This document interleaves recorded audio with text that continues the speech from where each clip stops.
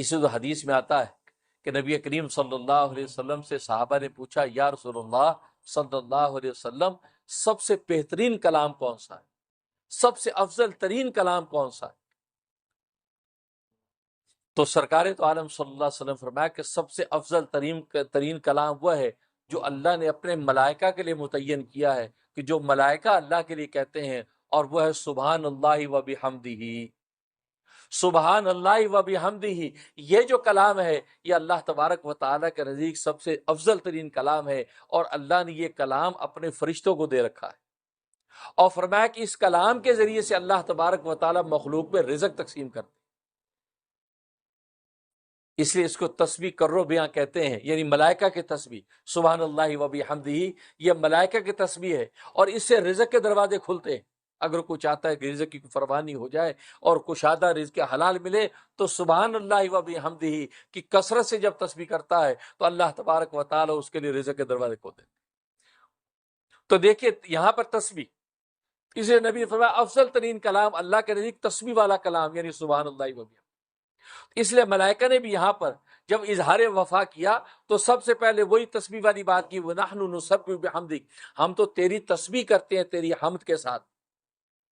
تو یہ کہا وَنُقَدِّسُ لَكَ، اور تیری پاکی بیان کرتے ہیں۔ تو تسبیح کا ذکر پہلے فرمایا کیونکہ اللہ تبارک و تعالیٰ کو تسبیح بہت پسند ہے، کیونکہ میں نے بتایا کہ تسبیح کا معنی پاکی بیان کرنا، کہ اللہ تبارک و تعالیٰ کو ہر طرح کی عجز سے، شرک سے، کمزوری سے پاک قرار دینا، اور اللہ تبارک و تعالیٰ کو اپنی پاکی بیان کروانا بہت پسند ہے۔ اس لیے ملائکہ نے کہا کہ وَنَحْنُ نُسَبِّحُ بِحَمْدِكَ، ہم تیری تسبیح کرتے ہیں۔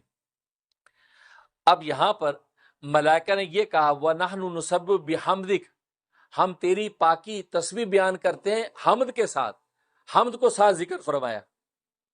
کیوں؟ اس لیے کہ سبحان اللہ و بحمدہ میں بھی آپ نے دیکھا سبحان اللہ کے بعد و بحمدہ کو ذکر فرمایا۔ تو حمدی کا تو معنی ہوتا ہے کہ صفات ثبوتیہ، یعنی تیرے اندر سارے صفات حمیدہ موجود ہیں، و بحمدہ کا مطلب ساری صفات حمیدہ آپ کی ذات میں موجود، اور سبحان کا مطلب تو ہر طرح کے نقص سے پاک ہے، کسی قسم کی کمزوری تیرے اندر موجود نہیں ہے۔ اب ان دونوں کو ساتھ ملا کر کیوں کہا؟ اس میں بڑی نکتے کی بات ہے۔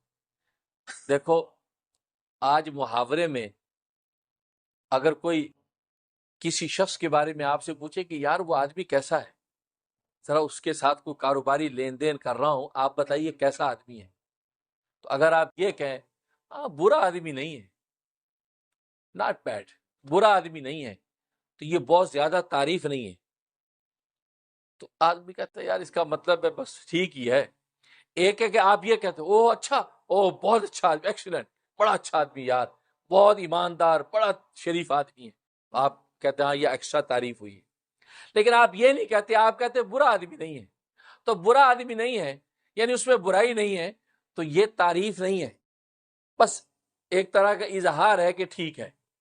تو اگر یہاں تسبیح پر رک جاتے کہ اللہ تبارک و تعالی میں نقص نہیں ہے، اللہ میں ضعف نہیں ہے، اللہ میں یا کسی قسم کی کمزوری نہیں ہے، یہ کہہ کے چپ ہو جاتے، تو یہ اللہ کی حقیقت میں تعریف نہ ہوتی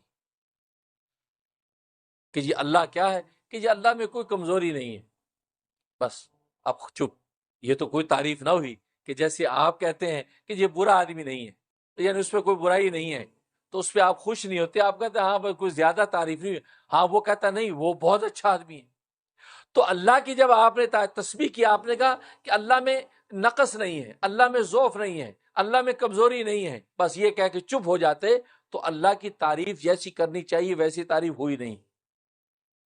اس لیے ساتھ حمدی کو ذکر فرمایا کہ نحن نسبح بحمدک، کہ اے اللہ ہم آپ کی تسبیح کرتے ہیں، آپ کو ہر طرح کی ضعف اور کمزوری سے پاک قرار دینے کے ساتھ ساتھ ہم تیری صفات حمیدہ کی بھی تعریف کرتے ہیں اور اقرار کرتے ہیں۔ تو ساتھ ہی اللہ کی صفات حمیدہ کو بھی ذکر کیا کہ اللہ تیرے اندر کسی قسم کا کوئی کمزوری نقص نہیں ہے، اور ساتھ ہی ہم یہ بھی کہتے ہیں کہ تیرے اندر سارے کمالات موجود ہیں۔ اب ہوئی تعریف، اب تعریف مکمل ہوئی. اگر صرف اتنا کہتے کہ تیرے اندر کوئی کمزوری نہیں ہے تو یہ تعریف کا حق ادا نہیں ہوا. اس لیے کہا وَنَحْنُ نُسَبِّحُ بِحَمْدِكَ، اے اللہ ہم تیری پاکی بیان کرتے ہیں کہ تیرے اندر کسی قسم کا کوئی نقص اور کمزوری نہیں ہے. بحمدی، لیکن اس چیز کے ساتھ ساتھ کہ تیرے اندر سارے کمالات موجود ہیں. اس لیے سبحان اللہ و بحمدی میں بھی وہاں و بحمدی ساتھ ہے کہ سبحان اللہ و بحمدی ہی، کہ ہم اللہ کی پاکی بیان کرتے ہیں اس حال میں کہ اللہ تبارک و تعالیٰ کی ذات ساری صفات حمیدہ کے ساتھ متصف ہے. اس لیے یہاں پر ملائکہ نے نسبی کے بعد بھی حمدی کا لفظ ذکر فرمایا کہ صفات سلبیہ کے اظہار کرنے کے ساتھ ساتھ صفات ثبوتیہ کو بھی لازم قرار دے دی. اس لیے کہا کہ وَنَحْنُ نُسَبِّحُ بِحَمْدِكَ وَنُقَدِّسُ لَكَ. تقدیس بھی پاکی بیان کرنے کو کہتے ہیں. گویا کہ تسبیح کا ایک دوسرا عنوان ہے. تسبیح کا ایک دوسرا عنوان ہے. گویا کہ پہلے پاکی بیان کی، صفات حمیدہ کو ثابت کیا، پھر